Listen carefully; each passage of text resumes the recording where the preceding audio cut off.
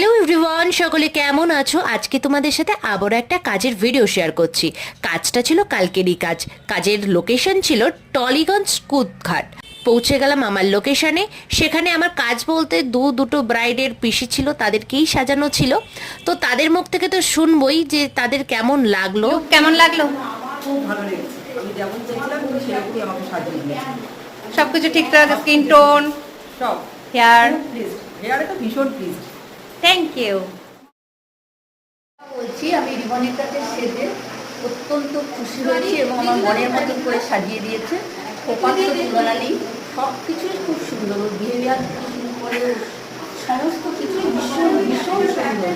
মানে আমি খুব প্লিজড এবং আমার বাড়ির পরিবারের সবাই খুব ওর কাজে খুব প্লিজ। আর তারপর ওভারঅল লুকটা দেখার পর তোমরাও কিন্তু জানাতে ভুলো না যে কেমন তোমাদের লাগলো। তো চলো আজকের মতন বাই বাই।